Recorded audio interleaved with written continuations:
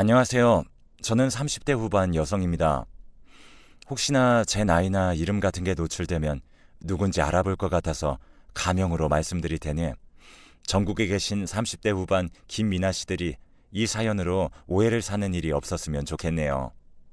제가 이렇게까지 가명으로 사연을 신청하는 이유는 제 개인적으로 이런 일을 당했다는 게 너무 수치스럽고 아직까지도 믿기지 않는 일들이기 때문입니다. 그럼에도 제가 이렇게 사연을 남기는 이유는 요즘 젊은 분들께서 SNS를 많이 하시잖아요. 모두 다 그런 건 아니겠지만 특히 SNS를 자주 하는 연인분들이 있고 또 여자 관계가 복잡해 보이거나 이성을 자주 상대하는 분들을 만나고 계신다면 저처럼 이런 불상사가 일어나지 않길 바라는 마음에 사연을 신청했습니다. 저희 집은 어려서부터 동네 마트 또는 식품 공장 등의 식재료들을 유통하는 일을 해왔었습니다. 그래서 저도 굉장히 풍족하게 자란 편이었죠. 그렇게 유복한 시절들을 보내왔다 보니 주변에선 시세 많은 친구들도 있었고 반면에 굉장히 좋아하는 친구들도 많았습니다. 그러다 어느덧 대학교를 가야 할 나이가 되었고 부모님은 제가 가고 싶은 곳으로 가라고 하셨지만 부모님이 여태껏 일궈 오신 사업을 제가 물려받아 더 확장시켜보면 어떨까라는 생각을 했습니다. 그래서 물류유통학과를 가게 되었고 복수 전공으로 마케팅도 전공하여 열심히 공부를 하고 졸업을 했었죠. 그리고 나선 유통 관련 회사에 들어가 일을 했습니다. 바로 부모님 회사로 들어가 일을 할 수 있었지만 잘 나가는 회사들에 입사해 더 많은 걸 배우고 싶었기 때문이었고 부모님도 그런 제 의견에 동조해 주셔서 처음 사회생활을 그렇게 시작하게 되었습니다. 어느덧 저도 직장인이 된 지 3년 차가 되었고 나이가 그때쯤 27살 정도 되었으니 주변에선 언제 결혼 소식 들려주냐며 아우성이었었죠. 제가 간간히 만나오던 남자친구들은 있었지만 모두 제 신념 때문에 떠나가 버렸거든요. 제가 지켜오던 건 바로 혼전순결이었는데요. 뭐 딱히 신앙이 있거나 그런 것 때문은 아니고 부모님이 하시던 일을 지켜봐오면서 항상 말조심, 행동조심을 해야겠구나 느꼈기 때문이었어요. 부모님이 하시던 일이 유통 쪽 일이다 보니 소문이라는 게 빠르다고 하지만 생각보다 더 빠르더라고요. 그리고 사실에 비해 많이 왜곡되거나 부풀려져서 결국엔 다리 다쳤다라는 이야기가 다리 하나가 없어졌다 이렇게 변질되는 걸 보고 자나깨나 항상 조심해야겠구나 느껴왔었습니다. 그런데 제 남자친구들은 그런 절 이해를 못했습니다. 요즘 시대가 어떤 시대인데 조선시대 여자같이 구느냐 등등 헤어질 땐 무슨 말을 못하겠습니까? 아무튼 그런 모습을 보니 전 더욱더 혼전순결을 지켜야겠구나 생각했죠. 주변 친구들은 저더러 남자가 다 늑대 같은 건 아니야 라며 이야기했지만 전 전혀 반대였습니다. 오히려 이 일로 쓰레기 같은 놈들은 확실히 거를 수 있겠구나 생각이 들었거든요. 그러던 중 부모님께서는 그날 아주 기분 좋은 웃음을 띠며 집으로 들어왔습니다. 그래서 무슨 일이 있냐고 물으니 아니 미나야 너 혹시 예전에 20년 전에 살았던 마을 기억나? 라고 물어보더니 거기 동네 친구분을 우연히 만나게 되었다고 하더라고요.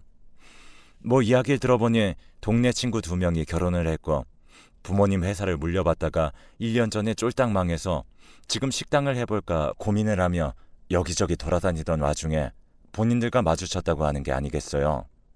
그래서 저희 부모님이 식자재 쪽은 빠삭하게 알고 있었고 그쪽과 거래를 맺기로 했다고 하더군요. 잘 됐다 싶었죠.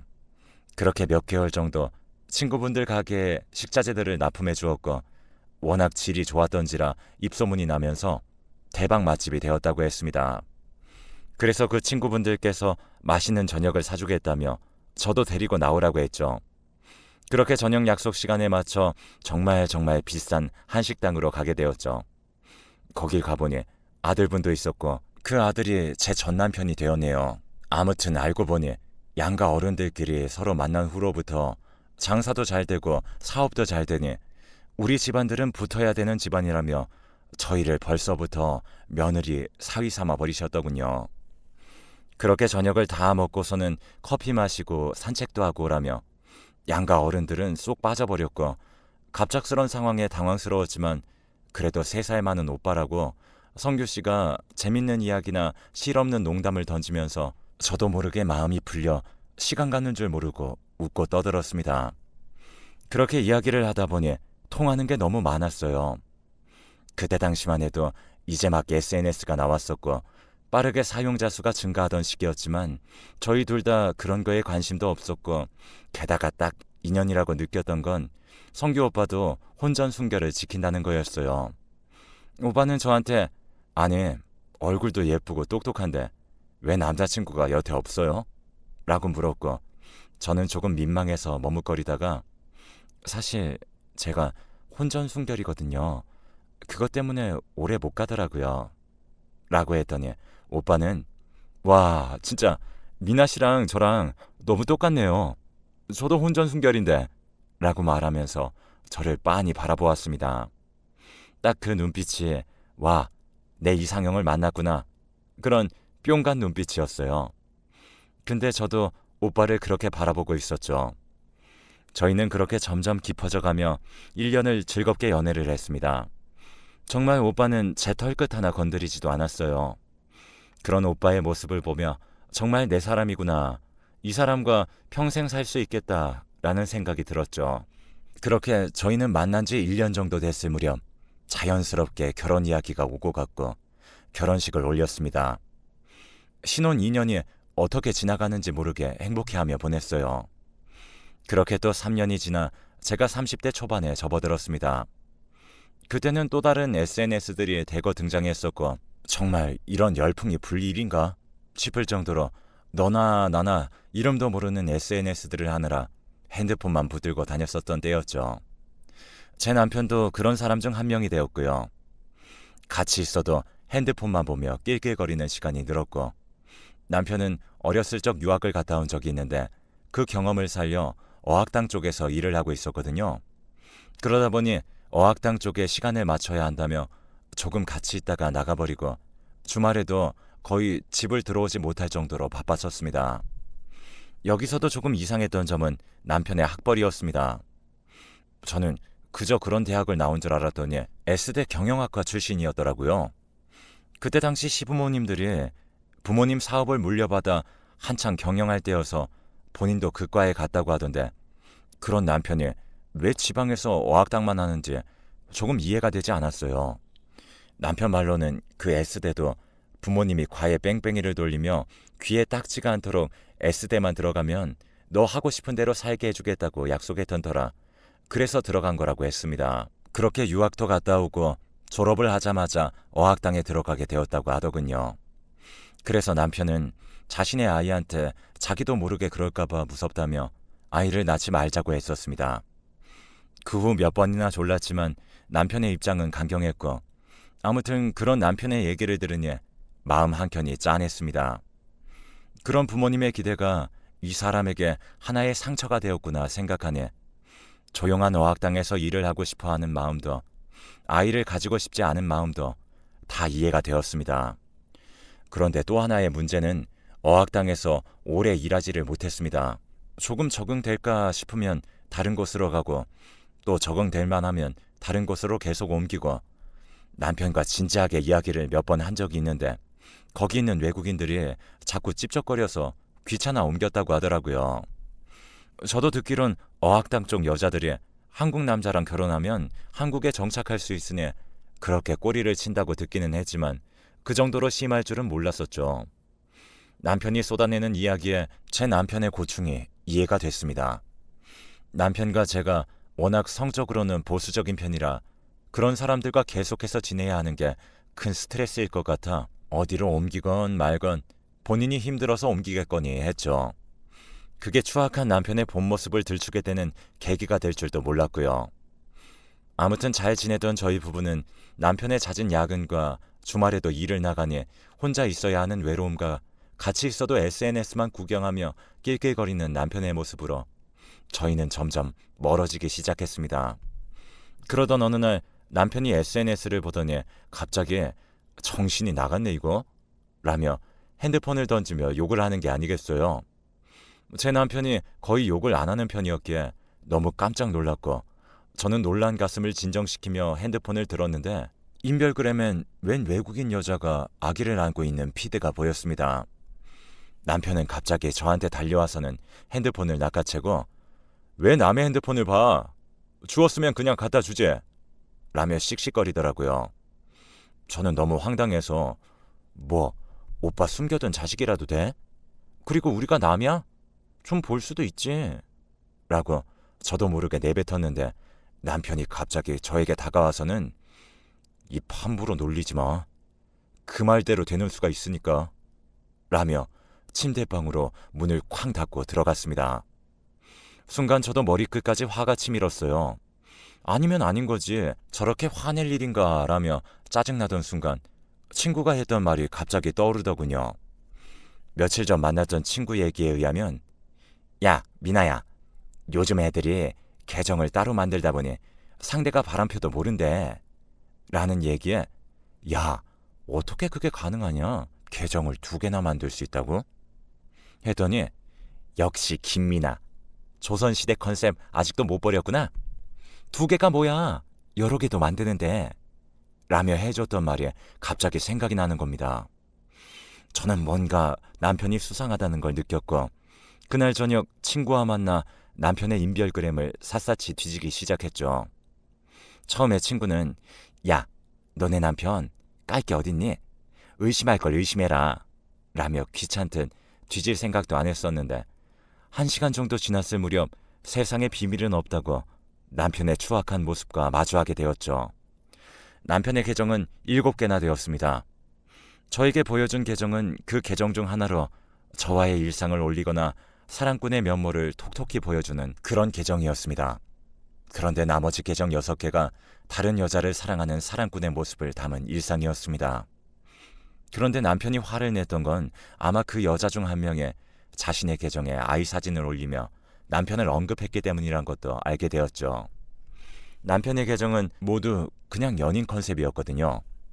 그걸 본 저는 손이 벌벌 떨렸고 친구도 그 소문으로만 듣던 이야기를 눈앞에서 마주하고는 굳어버렸습니다. 남편이 워낙 제 친구들에게 잘하기도 했고 소문난 애처가였던지라 주변 친구들 모두 자기네 남편들이 성규 씨 절반만이라도 닮았으면 좋겠다라고 말할 정도로 워너비 남편이었기 때문에 충격이 엄청났었죠. 저도 그 모습을 보고 나니 여태까지 1시간도 저한테 시간을 내어줄 수 없었던 날들이 그래서 그랬던 거였구나. 나랑 있던 시간에도 바쁘게 자기 전까지 손에서 폰 한 번 안 놓고 있었던 이유가 이거였구나. 조각나 있던 의심의 조각들이 자기 자리를 찾아 딱딱 맞춰지더라고요. 그렇게 제가 정신을 거의 반쯤 놓고 시체처럼 있자 옆에 있던 친구가 너 이대로 이렇게 가만히 있을 거냐면서 쓰레기 분리수거해야 되지 않겠어? 라고 하고는 도와주겠다고 하더군요. 저는 여태까지 저한테 몹쓸 말을 했던 사람들이 있었어도 그런 사람하고 싸워봤자 속만 뒤집어지지 냅두자 하며 보복 같은 건 생각하지도 않았던 사람이기 때문에 그냥 조용히 이혼이나 해야겠다라고 생각했는데 친구의 말을 듣고 나니 갑자기 그놈에게 내가 당하고 지냈던 시간을 조금이라도 갚아주고 싶다는 오기가 생겼습니다. 일단 친구는 증거를 모아야 한다고 했어요. 친구의 추리 능력은 상상 이상이었습니다. 거의 프로파일러급이었죠. 6개의 계정을 모두 뒤져 그녀들이 살고 있는 곳을 추적해 나갔고 어학당을 통해 그녀들의 신상까지도 다 알게 되었습니다. 지금이야 워낙 신상에 대해 알기 어려워졌지만 그때까지만 해도 누구 지인이다, 돕고 싶어서 그런다 이런 이유면 신상을 얻는 건 별로 어렵지가 않았습니다.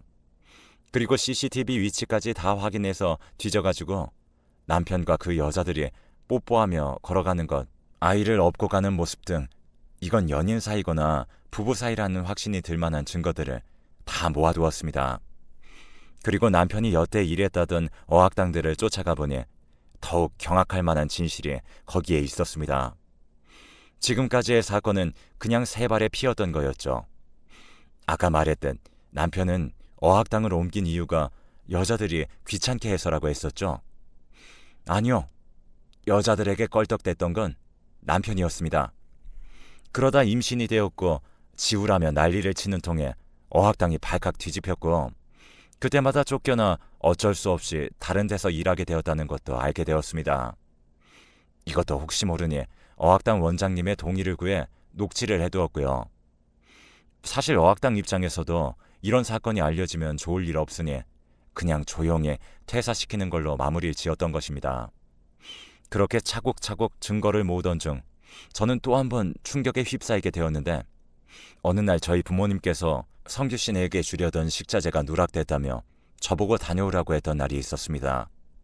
그렇게 시부모님 식당 앞에 도착했을 때쯤 제 이혼을 도와주던 친구에게 전화가 왔었고, 저는 잠깐 물건만 가져다 주고 오겠다고 통화를 한 채로 시부모님 식당 앞에 도착을 했었죠.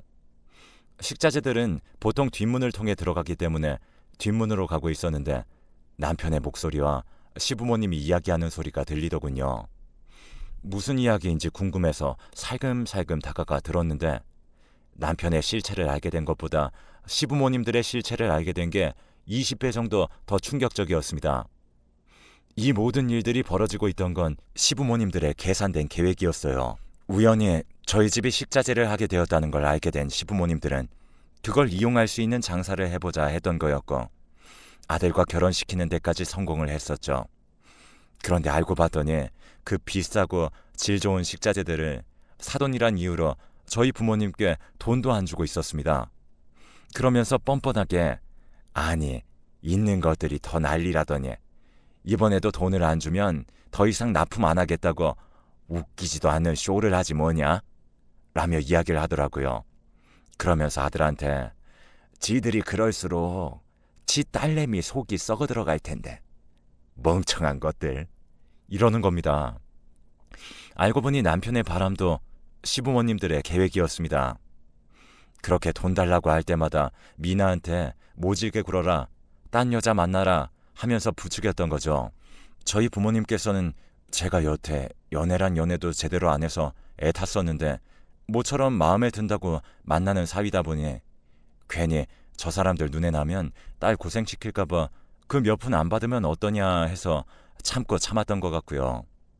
그런데 그 액수가 점점 커지고 요구하는 것이 많아지니 이번엔 돈 안 주면 끊어버리겠다고 했었던 것 같습니다. 그러니 아들과 머리를 맞대고 그 다음 어떻게 협박할지 궁리하던 중이었고요. 저는 더 이상 듣고 참을 수가 없어서 들고 온 식자재들을 집어 던졌습니다. 그랬더니 시부모님과 남편이 숨 넘어가듯 놀라더군요. 그러더니 시어머니가 저한테, 어디서 이렇게 버릇없이 굴어? 네 부모가 널 그렇게 가르치디? 라며 제 부모 욕을 했습니다. 저도 더 이상 참을 수 없었죠.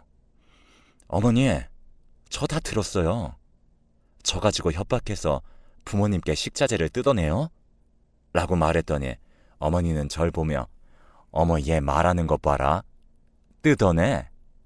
남의 집 귀한 아들 줬더니 그깟 식자재 하면 얼마나 한다고. 내 더러워서 안 받는다. 하며 저에게 식자재며 그릇 모두 집어던지며 정신 나간 사람처럼 돌변했습니다. 그때 갑자기 경찰들이 들이닥쳤고 거기 있었던 남편과 시부모님 모두 폭행건으로 잡혀 들어갔어요. 알고 봤더니 통화 중이었던 제 친구가 미리 경찰에게 연락을 해 혹시나 폭력을 휘두르면 바로 들어가 달라고 부탁을 해두었던 것입니다. 그렇게 빼도 박도 못하게 바로 현장에서 잡혔으니 방법은 저희 쪽에서 합의해주는 것 말고는 없었죠. 저희 부모님도 경찰서로 와서는 자초지종을 다 듣게 되었고, 저희 부모님은 시부모님에게 어떻게 사람의 탈을 쓰고 이럴 수 있냐고 하니 시부모님 쪽에선 오히려 더 뻔뻔스럽게 나오며 저희 부모님 얼굴에 침을 뱉고 제 욕을 하는 게 아니겠어요. 그러면서 분하지? 쳐봐. 네 딸년 내가 또 쳐버리기 전에. 라며 계속 도발을 했습니다. 하지만 저희 부모님도 장사한 지 30년이 넘으신 분들이라 그딴 심리전에 넘어가시지 않았죠. 경찰분들에게 이것도 다 추가폭력건으로 기재해달라고 요청했고 시부모님들에게 다가가 딱 한마디 하더군요. 내가 장사를 30년 넘게 하면서 이런 뻔한 심리전에 넘어갈 줄 아셨소? 앞으로 이 바닥이 얼마나 무서운지 몸소 겪게 될 거니 징역 가더라도 빨리 나올 수 있게 딱 그 정도만 합의해 주겠소? 라고 하시며 저와 집으로 돌아갔습니다. 그리고는 바로 이혼 소송을 준비했습니다. 여태까지 준비한 명백한 증거에다가 어학당 원장님들의 증언들, 그리고 남편에게 당했던 여성분들까지 고맙게도 증인으로 나서주셨고, 또 거기에다 지금 폭행건으로 잡혀있으니 위자료 재산 분할 모두 믿을 수 없을 만큼 크게 받아 승소했습니다. 남편 쪽은 정말 돈 한 푼 없이 탈탈 털리게 되었죠. 그렇게 돈을 받고는 먼저 저희 부모님이 그동안 손해보셨던 금액들을 메꿔드리고 증인을 서주셨던 원장님들의 어학당에 통 크게 기부를 했습니다. 그리고 피해 여성들이 한국에 털을 닦고 살 수 있게끔 식당을 차려드렸고, 그분들도 사업을 점점 키워나가시면서 자기 같은 처지에 있는 분들에게 또 식당을 내어드리며 아름다운 선행을 이어가고 있죠. 그리고 남편 쪽에는 6개월의 징역, 2년의 집행유예가 때려졌고 6개월을 받았다며 좋아하더니 출소 후 1년이 되던 날 저희 집에 와서 무릎 꿇고 다시 합치자더군요. 저희는 절대로 안 봐줬습니다. 저희는 그렇게 4년이란 시간을 참고 참으며 지옥 속에서 보냈는데 아직 한참 멀었다고 더 고생하고 오라고 내쫓았어요. 제가 처음 이야기를 꺼낼 때 유통업계 쪽 소문이 무섭다고 말을 했던 거 기억하실지 모르겠는데, 남편 쪽에서 먼저 던진 눈덩이 하나가 지금 눈사태로 번져 본인들이 감당하기 힘들 정도로 소문이 괴상하게 퍼졌습니다. 뭐 어떤 사람들의 말을 들어보니, 아니 그 이신의 가족 얘기 들었어? 이신의 아들이 사고 쳐서 낳은 애만 해도 수십 명이어서 애들로만 학교 차릴 수 있다더만. 그리고 또 다른 분은, 아니 그 이신의 가족 얘기 들었어? 그 어학당에서 불쌍한 여자들 등쳐먹은 돈만 20억이 넘는야. 대출까지 받아내가지고 그걸로 비싼 식당을 운영했다더구만. 세상 말세요, 말세. 라는 소문이 돌았고, 다행히 이 바닥뿐만이 아니라 어딜 가도 그런 소문을 피할 수가 없었죠. 이걸 보고 나니 정말 이 바닥 무섭구나, 다시 한번 또 그런 생각이 들었습니다. 유통업계는 전국구거든요. 아무튼 저도 그 일이 있은 뒤로 퇴사를 하고 부모님의 회사의 운영을 돕고 있습니다. 타국의 여성들에게 일자리를 제공했다는 소문이 또 눈덩이처럼 불어나 남몰래 몇 억씩 고아들에게 기부한다더라, 어려운 사람들 식자재 다 대준다더라 등등 선한 식자재 유통업자들로 소문이 나 더 많은 사람들이 저희 회사를 찾게 되었죠. 아무튼 사연을 신청할 때 말했던 것처럼 제가 다 일반화하는 건 아니지만, 너무 SNS에 빠져서 산다거나 이성들이 우글거리는 곳에서 연인이 일한다면 정말 잘 알아보고 돌다리도 두들겨보는 마음으로 확인해 보셨으면 좋겠습니다. 평생 같이 살 사람인데 그런 확인 정도는 해봐야 하지 않겠어요? 아무튼 모두 행복한 연애 생활, 결혼 생활 하시길 바라겠습니다.